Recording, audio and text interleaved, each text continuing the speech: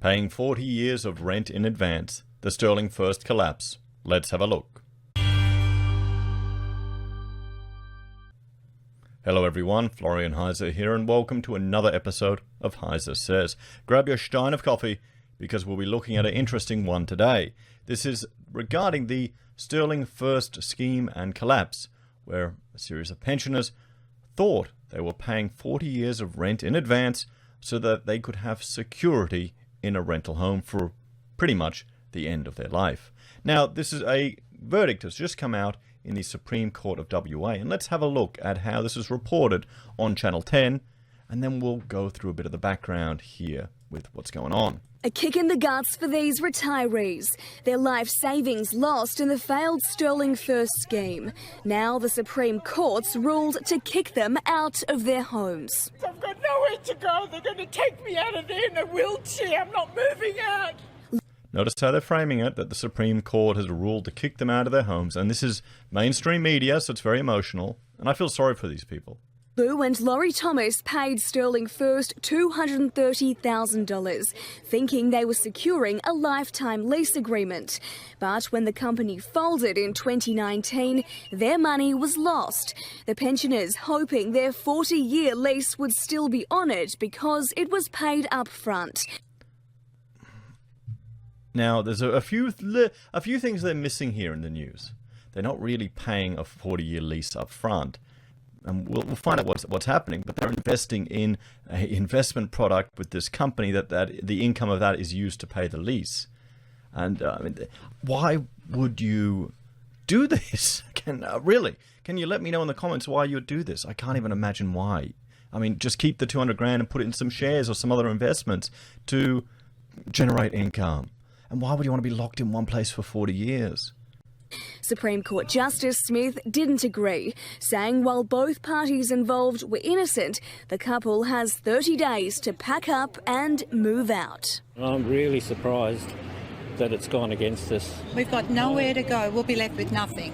Today's decision sets precedent for more than 100 other victims who are also fighting to stay in their homes. They're now worried as their day in court comes, they'll also be given a countdown to move out. I mean, think about it if you're one of the landlords here that had signed up to this to have someone in there, and then boom, your rent just stops coming in. What are you going to do? You know? They've thrown us out in the street. 70, 60, 70, 80, nearly 90-year-old people out in the street. You know, we didn't do anything wrong. You know, all we did was prepaid our rent for the rest. See, here, we'll go back here because he's wrong. It's not what he doesn't. Here's the thing. They don't know what they've done, some of these people. They didn't prepay their rent. Out in the street. You know, we didn't do anything wrong. You know, all we did was prepaid our rent for the rest of our lives to live in comfort. They invested in a scheme that was generating. There's a whole element of third-party risk that these people don't seem to even be aware of.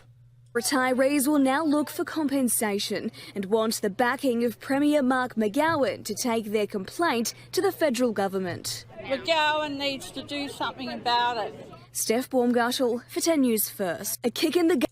So why are people calling on the government to step in? Okay, this has been going on for some time, and this is a really sad story for a bunch of pensioners that probably have been maybe taken advantage of a little bit. We'll have to see their naivete. Now, I was actually looking at establishing something very similar to this, helping, because we'd identified the same issue. People who have all their wealth is tied up in their house, and they don't want to go to a retirement home, but they wanted to downsize. And maybe they didn't have enough money to buy a new place outright, or they didn't want to leave the location. So what we had proposed to do was find people of that demographic who had land big enough that you could subdivide so that they could, build a smaller house for them and then build another house on the other block. And we just managed the process. And part of that process, we identified every block that had that potential here in Brisbane, because that was where we were going to start it. It was myself, a mortgage broker, and a real estate agent were all coming together to do it. But we didn't really quite have the energy for it, to be honest. And I think other people are pushing with that idea, and that could work. It has some advantages, but there's also some stresses involved with it. And I'd hate to be doing it now with all the material shortages, because then we'd probably be in a current affair, things beyond your control. But what's really concerning here is just hearing what these pensioners thought they'd done. And it's very different when we look at the court documents. It's very different from what actually occurred here. And the calls for government intervention, again, the calls for government intervention, all these people are going to the government again and again and again, wanting help, wanting handouts, wanting support. Well, that's it, guys. They're not there to take care of you. I hate to say it. They're just there to take stuff off you. So let's go back in time and have a look at this article from 2019. Sterling First Insider breaks silence on collapsed scheme. Now, I've gone back so we can just see kind of the progression of this story. An insider of the failed Sterling First investment company, which has left dozens of elderly people millions of dollars out of pocket, has broken his silence. The man who wants to remain anonymous was a former sales consultant at Sterling First, who originally helped the company recruit investors, including his own family and friends. But today, he is one of many big losers, having seen $500,000 of his own money disappear in the collapsed scheme. We couldn't get our money out. We couldn't sell our shares, he told 7 News. Sterling First, the flagship of a sprawling WA group of property management and investment companies behind the scheme, collapsed last month, leaving retirees, some of them very ill, facing eviction. The scheme involved investors handing over their life savings to secure a home on a lifetime lease of up to 40 years via a subsidiary, which was promoted by a former Test cricketer and media personality. And their work was promotional. I mean, they're paid shills. Despite worrying reports to financial regulators in mid-2017, the company was still able to raise at least $8 million more from all the West Australians. I mean, the way they're painting this, I'm sure ASIC gets a lot of complaints. I think some people, they tend to feel a false sense of security with regards to government bodies and government authorities and government regulators. In many ways, it's theatre. And most people, well, they probably don't have the experience in business. Some of the people that have fallen for this scheme, I was talking to Rachel about it. Well, why would you do it? And, one was a nurse and a surveyor. I'm going, look, they're professionals. And she's going, Florian, just because they're a nurse and a surveyor doesn't mean they've ever had to negotiate a contract. A nurse has probably never had to negotiate their pay in their entire life. A surveyor, if you've been an employee your entire life, you may not know what it's like to negotiate a contract, to sign these clauses going, this is complete bunk, or having to agree to things and take on risk. They may not realize it. And that's what I'm starting to think we're seeing here. People who've worked their whole life and in some ways have been mollycoddled by their jobs, by the government, by the state, by the education system, and they're just expecting everything to be rosy. So, company founder Ray Jones has so far refused to answer questions about how the collapse happened and where all the money has gone. The former insider said that silence was uncharacteristic. Ray was always the ultimate salesman, he said. He could sell anything to anyone, and he sold us. It was always a great story. It was always a great sell to keep us either fooled or motivated. The man said part of that sales pitch was the expectation of a stock exchange listing and above market interest rates. Here we go. Let's look at this. Of 9.25%, they were paying. Well, I suspect where the money's gone. I suspect where the money has gone. 9.5% interest rates in 2019. What do you think? But the payments dried up, and the stock market listing never happened. And after years of promises, creditors were told last week their money was gone. The visible remains of Sterling First began disappearing this week, with the company's sign outside its South Perth office taken down. But the legal and personal signs of the collapse are likely to remain for years. Shine lawyers are investigating a possible class action. So that's and look into the inside from one of the insiders of it. And if we look here, there's another article where people are worried. This is from the ABC this time about ASIC acting too slowly, and this is from November 2020. So a little over a year later. So there is increasing scrutiny of ASIC's handling of a failed property scheme after documents revealed complaints were made to the financial watchdog years before the property company collapsed. Well, how often are complaints made? Do you have any faith in ASIC, guys? I don't have any at all, but I've had to deal with them. I've made complaints to ASIC about people who were trading while insolvent. Nothing came of it. Perth-based Sterling First Group marketed Sterling New Life Retirement Housing as the smart way to retire but Western Australian couple Maureen and Malcolm Cameron feared they have lost 180 grand. They no longer live in the Sterling New Life property in Mandurah they paid most of their life savings to move into. Did I get that right this time, West Australians? Everyone's favourite suburb. They've just robbed us of our golden years because we're not at an age where you can go out and get work, Miss Cameron said. Now, I think this ties into the reason why people are signing up for something like this. Why they're so risk averse, they're investing in something they see as safe because they don't have time to rebuild, so it matches their risk profile. We've got a family member, same age, and he doesn't even put his money in shares because he used to manage investments for people, everyone. That was his job, but he doesn't even put money in shares now because he's seen too many crashes, and he probably doesn't think he has time to rebuild up. So he's sitting in cash. That's where I'm learning the hints of which banks are paying the highest interest at the moment. Highest interest. So that could be what we're dealing with here.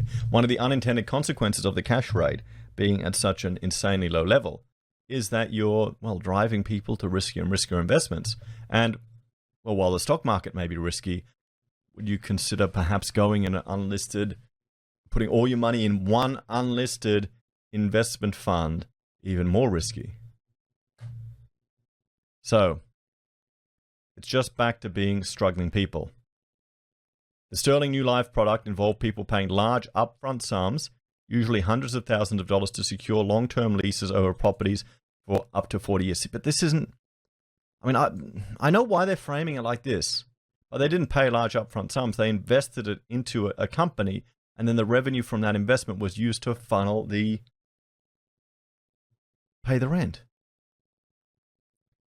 Elderly customers across the country signed up in droves, paying a total of more than $18.5 million.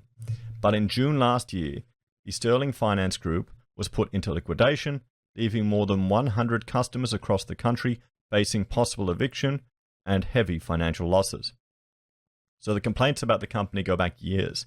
A 7:30 investigation has discovered complaints were made to the corporate regulators ASIC about the group years before its collapse. ASIC is now conducting what it calls a priority investigation into the Sterling First Group, but its roles in failing to stop Sterling First from continuing to sell the Sterling New Life product, including under a new company structure, is under intensive scrutiny, with the federal government revealing the corporate regulator is also conducting an internal investigation into its own handling of the matter. One thing with ASIC that really frustrates me is that to get any information from ASIC as a consumer, you've got to pay. You have to pay. Now, here's the thing. If someone has gone bankrupt in the past through financial dealings, maybe they're now back in business because they're allowed to. They're not a bankrupt for entire life. But if you can see them, if that's recorded somewhere, would you do business with them? Maybe we need to let the market decide. And here there's a business or a government regulator that has all this information but charges everyone to get access to it. I wonder how many people who are buying into developments realize that the company that they're buying from is only worth a few dollars. Or it's like one of several shell companies that are set up just for this project. That doesn't scream of confidence, does it? But you have to pay money to get access to all that information. ASIC should make it free. It should be free for people. Barristers and former ASIC investigator Niall Coburn believed the regulator was far too slow to act. What we have is a miss, he said. If the regulator had stopped the scheme in the first place, ASIC wouldn't be in the situation where it has to now conduct multiple investigations, use resources, use taxpayer funds to pursue issues that need not have been pursued had the scheme been closed down in the first. Well, who cares, mate? That's, if what could have. Why should they have shut it down? People were complaining about it. Managing director fined by federal court. Last week, and this was a year ago, the federal court found that the company responsible for Sterling Income Trust, Theta Asset Management, and managing director Rob Marie had contravened the Corporations Act by issuing defective product disclosure statements to investors.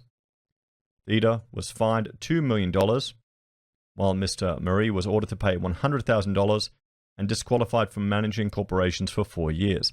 Here you go. Here's the issue. So can you trust your product disclosure statements, everyone? That's the problem. So if you can't even trust them, and there's always an element of risk, you're never going to have something that's completely risk-free. Particularly if you're getting 9.5 or 9.25% back in 2019. So why put all your eggs in one basket? This just has to be driven by fear and wanting security. However, ASIC will not attempt to pursue Theta for the $2 million because it would decrease the money left to pay creditors. ASIC declined to answer questions about the internal investigation, but in a statement disputed claims it was too slow to act. Of course, it's always going to dispute this. ASIC is always slow and useless. Someone in the comments, let me know if you've had a good experience with ASIC, please. Let me know, because I've never seen it. I contacted them about an organization, a crypto wallet scam from Malaysia that was using the ASIC brand and the fact that they were an ASIC registered company in Launceston to legitimize their scam. What do you think they did? What do you think they did? This is why you can't depend on the regulators. You got to be streetwise. ASIC needs to have sufficient evidence to take action to stop unlawful conduct, the statement said. In this case, when ASIC had sufficient evidence, it did take action against Theta Asset Management and Mr. Murray. So housing products targeted as an alternative to retirement villages. The Sterling First Group, which was founded by real estate veteran Ray Jones, pitched the Sterling New Life product at seminars and in ads targeting seniors as a cheap alternative to going into a retirement village. A complaint was first made to ASIC about Sterling First in 2016. However, in a letter to the complainant seen by 7:30, the regulator said the complaint was not enough to prove misconduct. Well, this is the thing. Whenever you make a complaint or you find someone doing something dodgy, you pretty much have to give them, written evidence. Do it all for them. You need to do the investigation. You need to have the evidence, and you just need to give it to them because they're not going to go out of their way to investigate these things. At least that's what I found with people breaking the building regulations and building licensing. So I've lost, I don't care about it anymore. This is the problem with it all. You see all these people doing the dodge, and who polices it? Red flags were raised inside WA's Consumer Protection Office, according to Freedom of Information documents obtained by Dennis Braley and supplied to 7:30. By 2017, WA's Consumer Protection had progressed its own investigation, which involved officers going undercover at a Sterling seminar. Those officers came to the conclusion that the scheme seemed too good to be true. Consumer Protection did not have the power to shut down the scheme, so referred its concerns that the advertising was potentially false and misleading to ASIC. Can we refer all the political advertising and claims as false and misleading? An email seen by 7:30 indicates a senior figure inside Consumer Protection became uneasy after speaking with the regulator. I always get concerned when they talk about assessing something, the email said. That seems code for we won't be doing anything. Sales allowed to continue after interim order issued. 6 months later, ASIC issued an interim stop order preventing further sales through the Sterling Income Trust. But once the paperwork was amended, the regulator allowed Sterling First to keep using the trust. The disclosure-based nature of the statement basically means that someone can go away and address those disclosure concerns, beef up their risk disclosures, and then offer it to the market again. Then, ASIC Commissioner John Price told a parliamentary committee in 2019, well, isn't that what you want? You don't want the government regulating everything? Or is this what people want? Do people want the government regulating everything? Is that the Australia that we want, everyone? Do people want the government to take care of them? I'm starting to think that more and more I see it.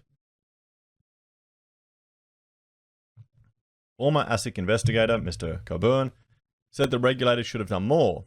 ASIC was prepared really to sit back and watch and not really do anything at all, and it took 6 months for it to put into place a very light touch approach. What you do in order to ensure that you shut schemes down, you go to the federal court, you put your case, and you get injunctions and orders from the court to make sure that you close it down. Mr. Coburn has reviewed documentation relating to the Sterling First Group's collapse for 7:30. He said the products being offered were complex. What is very concerning is that the ultimate risk was never really disclosed, he said. If those investments fails, It means ultimately that those elderly individuals were going to be evicted because the funds would not flow through to pay the rent. That's it. That's the whole thing here. These people, you heard the guy in the clip, they thought they'd paid their rent in advance. They hadn't. They'd invested money under the investment scheme. So, you had, what, let's bring out the whiteboard. I'll get it set up. So I've got the screen set up. Let's jump on there and have a look at what I think is going on here. So what we have is, we have a couple, okay, an elderly couple, and they have bought, they've lived the Australian dream. They've bought a lovely little house with a chimney, even though it's Australia and we don't have chimneys. Now, most of their money for that couple is tied up in this house. And they're thinking, how can we get access to this moolah? And they go, well, one thing we could do is take this money, maybe borrow it, sell the property. We sell the property, we'll have this money that we can use. But we're going to lose a little bit of it because, let's make it smaller, because we have a slice for moving into another property, and then a slice for other costs associated things, and more. So our ability to access the money in our home isn't as good as people would think. It's not as high as people would think. The bits are going to be chopped away at it. Now, we jump back here. What if we looked at another way? What if we borrowed that money, or we took a reverse mortgage out of it? So you take this money out of the house as a mortgage, and then you invest it into the ASIC, the stock market, all these different shares. But the problem is it's all well and good if it's going up to the moon. But, what happens if I'm picking a nice red color here, as red as I can get with the Copic.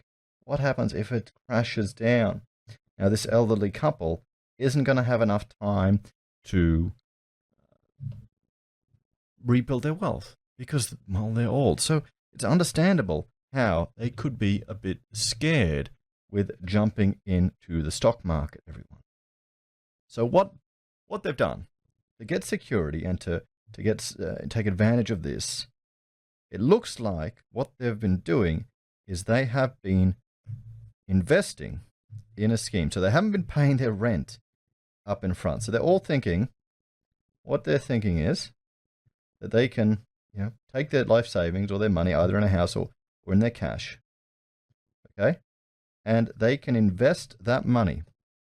They're investing that money into one of these schemes from the sterling first. So they're investing into sterling. They're paying sterling, but they're not really paying them. Okay? So the couple is taking their money from the house, and they're paying that to sterling. So it goes to sterling. Now, sterling have that money, okay? They have that money, and they're paying that to a landlord over here. Okay, the landlord.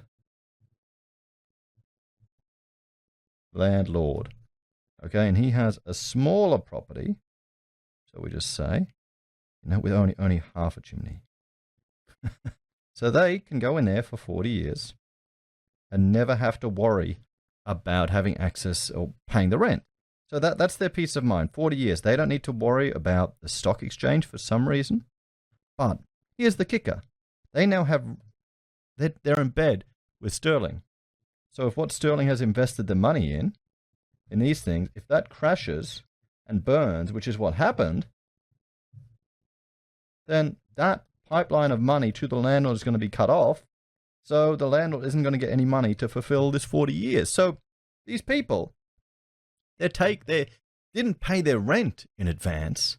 They invested it really with sterling under the pretense that money would be paid to a landlord to pay for their rent.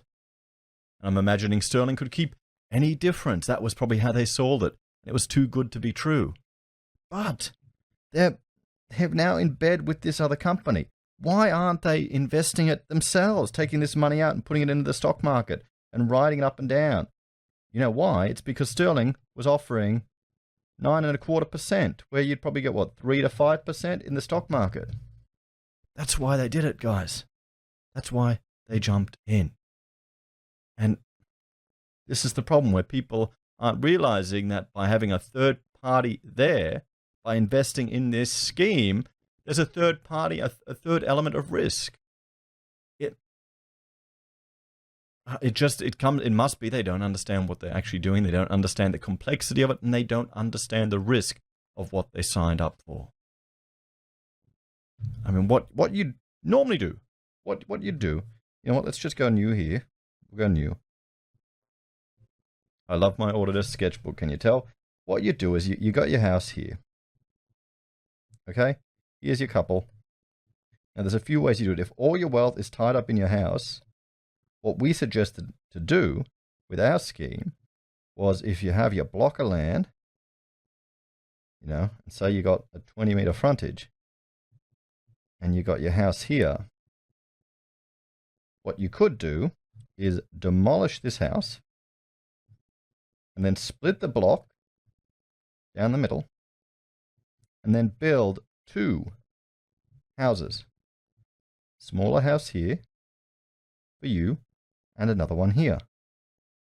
Then you rent this house out. You still own it, or you could even sell it. You could sell that house off, and then you get a share of the money. The builder gets a share of the money. The developer gets a share of the money. Or you could hold on to this one, and you have this generating you rental money that's paying for your cost of living, but you own the asset.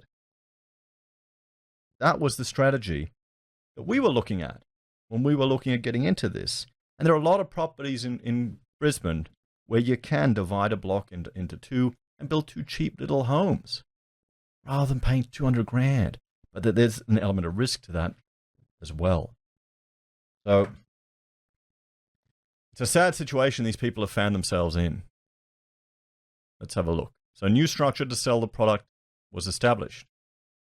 Sterling First found another way to get around the pressure from ASIC. With company records showing in late 2017, a new structure was set up under the name Silverlink. Silverlink Securities and the Silverlink Investment Company were registered. 38 new tenants were then signed up under Silverlink, paying almost $7 million. Among them was Ron and Burley Race from Perth, who signed up in April 2018 after seeing one of the ads and paying more than $250,000. Now here's another thing. I've paid rent in advance. We've done it just out of convenience and for 6 months, because we're not filling out any of the financial paperwork. I said, no, we'll just pay the 6 months, because I'd rather that than be bothered going through all that rubbish. Now, that I can understand because I've experienced it. But for $250,000, why would you trust that much? You're losing all your negotiating leverage. You want to hold it onto yourself. Miss Race said the advertisement made it seem like an attractive option. We looked into lifestyle villages, but there were still a lot of fees every month, she said. We'd never heard of Silverlink, Mr. Race said. ASIC had put a stop order to prevent Sterling from selling any more in the Silverlink Income Trust. We were never told that. Sterling First did not provide a detailed product disclosure statement, which is meant to set out any significant benefits and risks of a financial product. Mr. Race said he pushed the Sterling First representative for more detailed information before signing up, but only received an information memorandum. The representative said to us that he couldn't provide a product disclosure statement because the document was printed. ASIC was unhappy with some of the wording in that, and the director of Sterling were working with ASIC to reword it. The Races said the debacle had left them concerned about their future. We haven't got the security of tenure that we paid for, quite frankly, and it's very stressful. Mr. Race said we wake up in the morning, 2 o'clock in the morning, thinking about it. This is really sad for these people. It really is sad for these people. I feel sorry for them. 730 understands the information memorandum provided to customers who signed up with Silverlink is being investigated by authorities. In part, the memorandum states, this information memorandum is not a prospectus and has not been and will not be lodged with the Australian Security and Investments Commission. A former Sterling First staff member who spoke to 7:30 on the condition of anonymity said the corporate regulator told Sterling to stop holding seminars to spruik the product, and there were ongoing problems with the paperwork supplied to investors. There wasn't a PDS, and there was a promise there would be one next week. Then next week, but we didn't get one, they said. If it was illegal, then ASIC should have acted much quicker to shut it down. Our health has suffered greatly. One of the homes in the Sterling New Life housing development. So what, did they do a whole development as well? In July 2018, Sterling First Group made an arrangement with ASIC to stop offering the new Sterling New Life product, according to Martin Jones from liquidator KPMG. That agreement also led to the Sterling Income Trust being wound up. However, Maureen and Mel Cameron still became new customers after the agreement, paying $180,000 for a property under Silverlink in October 2018. How? I guess they're not really buying a property, are they? They're just becoming a customer of it. So you don't go through the whole legal process, the checks and balances of conveyancing, do you? Should these people, should they be getting their own independent legal advice for a $180,000 purchase? Pay $500, pay $1,000, $2,000 to get a lawyer to check over everything. At the very least, then you have, well, potential, another source of it. See, I see this as there's another source of PI insurance you could sue. Take to court. You can tell why we've been trained in the profession. The Camerons signed up almost a year and a half after Consumer Protection first reported its concerns to ASIC. I have to watch my language. I'm very, very angry about what's happened to us. Our health has suffered greatly, Ms. Cameron said. They should have been stopped years ago. ASICs have got a lot to answer for. Unlike earlier tenants whose money went into a trust, the Camerons' life savings went into Silverlink shares. The Camerons alleged they were opposed to shares and told the money was going into a trust. Sterling has done the dirty. They ripped off the most vulnerable people on earth, the elderly, Ms. Cameron said. Many of these Sterling New Life tenants have lodged complaints with the Australian Financial Complaints Authority to try and recover their money. However, their claims are on hold indefinitely due to delays by the federal government in setting up a compensation scheme of last resort for victims of insolvent companies. Ms. Cameron said she feared she and her husband would not live long enough to see a resolution. This could go on for years, she said. We won't be around, so therefore our kids are going to be left with a whole heap of problems. Investigations and liquidations proceedings are still in process. In a report to creditors, KPMG wrote that investigators into potential legal breaches by current and former directors of the Sterling First Group were continuing. The potential breaches included 6 areas, including offering securities without a current disclosure document, advertising or other promotional material for a financial product not referring to a product disclosure statement, and misleading or deceptive conduct. In a statement, KPMG said the complex liquidation was ongoing. We are still working through the next steps in the liquidation, including what recovery actions may be available. Whether there are sufficient grounds to warrant pursuing such action, and if so, how will these actions be funded, the firm said. We expect to have further certainty regarding this point within the next 3 to 6 months.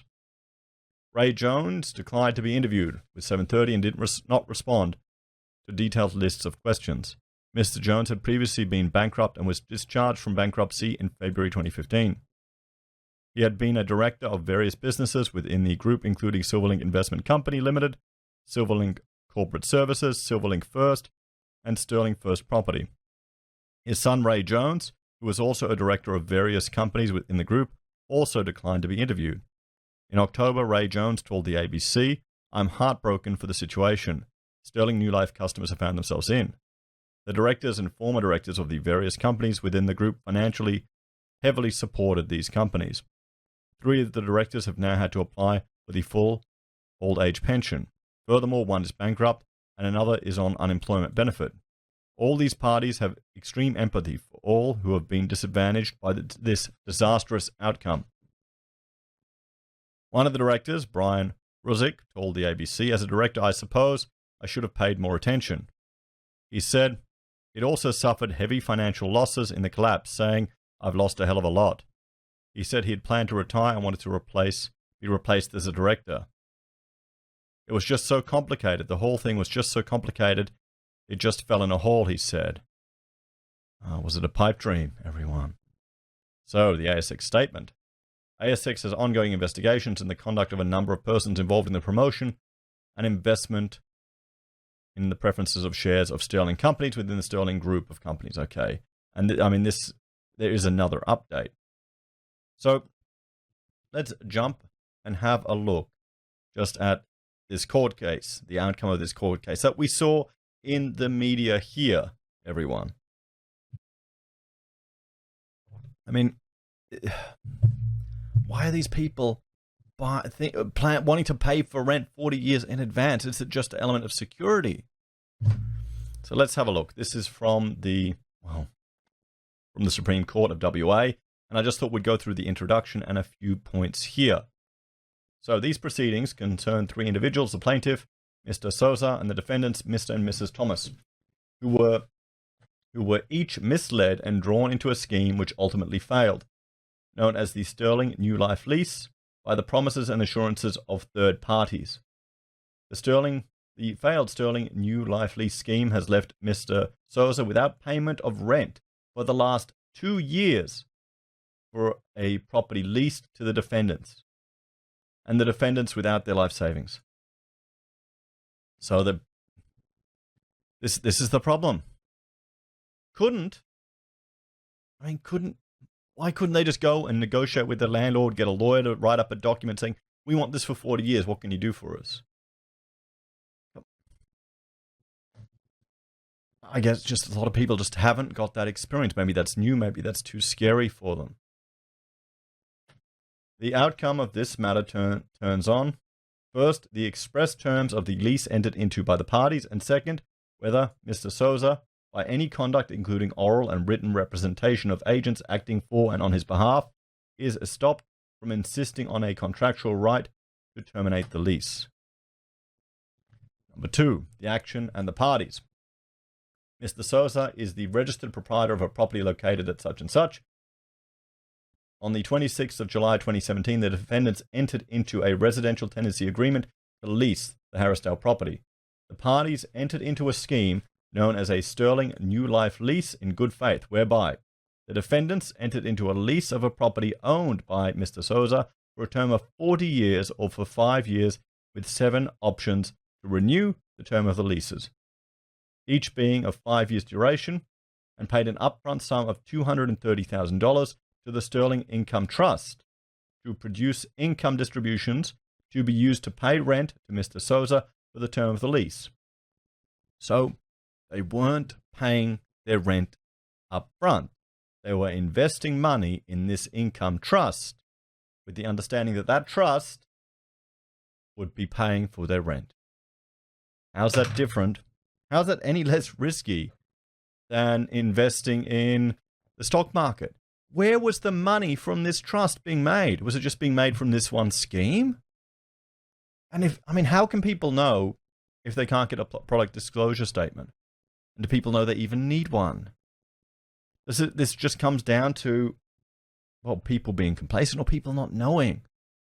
Right back to the financial literacy of people here. And there are going to be more and more calls for government intervention, government regulation. That will stifle the economy, everyone. That will stifle economic development. That will stifle the complexity of our economy here in Australia and keep dragging us down. That's not the answer. So, B. The Sterling Group companies and the scheme known as the Sterling New Life Lease failed in 2019, and it appears that the Sterling Income Trust run out of funds. On the 10th of June 2019, joint liquidators were appointed to the Sterling Group of companies. 7. As a result of the failure of the scheme, from on or about the 23rd of March 2019, no payments of rent were made to Mr. SOUSSA, and the defendants have not recovered the sum invested by them into the Sterling Income Trust. See, so this is the third-party risk that they were taking on.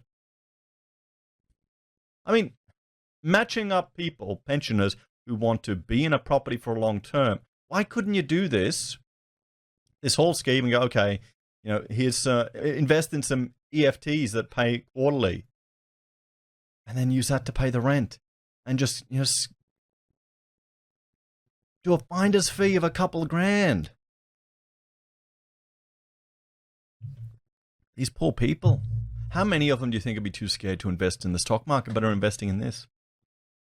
So this action concerns whether the non-payment of rent to Mr. Sousa is a breach of the terms of the lease, entitling Mr. Sousa to terminate the lease, and if so, whether the defendants are liable to pay any outstanding amounts of rent to Mr. Sousa. The action was commenced by proceedings brought by Mr. Sousa in the Magistrates Court in Armidale by an application under the Rental Tenancies Act 87, seeking orders for compensation for rent owed, termination of the residential tenancy agreement, for breach of the lessees pursuant to S75 of this Act, and possession of the premises.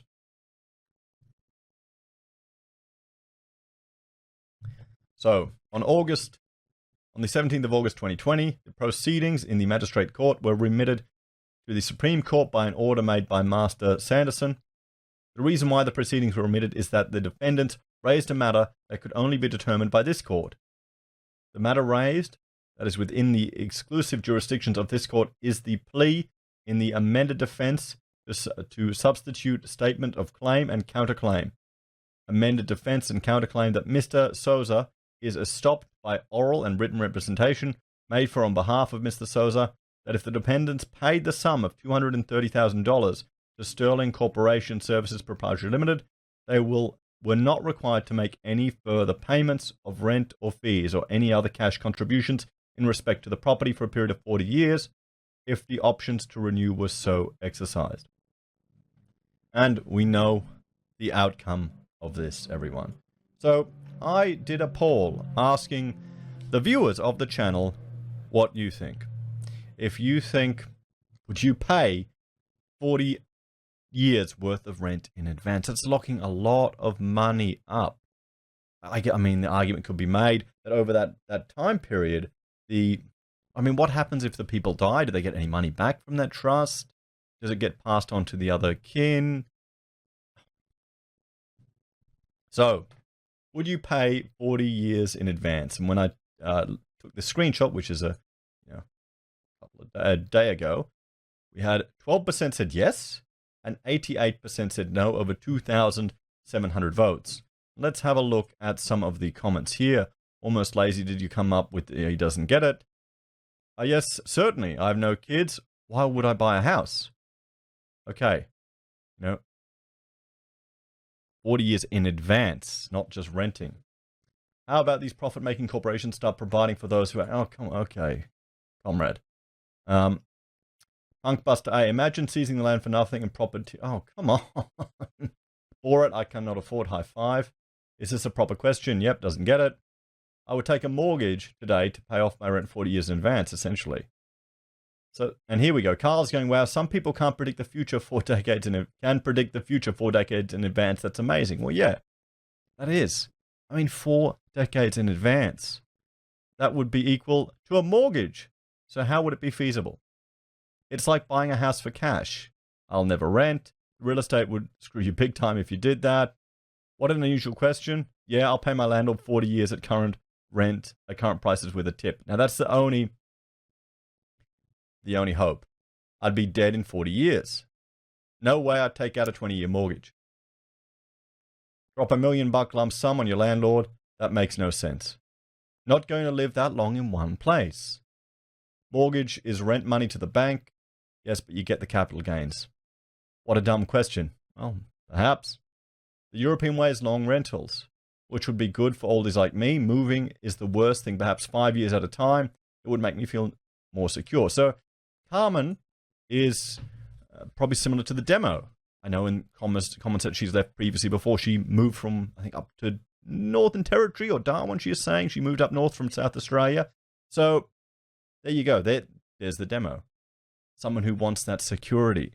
And that 5 years time, that is just built into it. But the majority of viewers think I'm asking a really stupid question and don't understand what's going on here.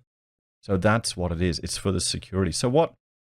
I mean, this is a real sad situation, everyone. What's the solution to this? What are the takeaways? Do we need more regulation, more government intervention, more, the ASIC needs to be tougher on businesses, stifle the Australian economy even more. We need like a potato board for investments. Well, I think we need to start teaching buyer beware. Caveat emptor, everyone. Buyer beware. The old Latin warning. Don't buy anything financially if they can't give you a product disclosure statement. Perhaps this is just a sign that our financial literacy is even worse than we realized. Expecting the government to come to the rescue. This needs to come to an end. The government never comes to the rescue. The government just comes after the fact and interferes more and more. This is the thing. People have appeals to emotion. You see all these sad people saying that ASIC should do something about this. There's going to be a price we pay for this intervention that could be worth much, much worse. The time and energy should be better spent encouraging people to be skeptical and being wary. Lifelong employment might, that's the thing, lifelong employees might not have ever negotiated or reviewed a contract. These people may have just been employees their whole life. So how can the general public get these skills? How can they be a bit susceptible, be skeptical? We've had to go through contracts with fine-tooth combs and say, well, legally I can't sign this because under this act and legislation, I'm exempt from that requirement. You've got to, make those calls, or my insurance won't cover me for that. Do you want zero insurance? Over there, you said you wanted millions of dollars. That's the experience that comes with running a business, more so than just being a professional. I bet you there'd be some people who've run a small business that probably have a greater understanding of this than others because they've had to jump through the hoops.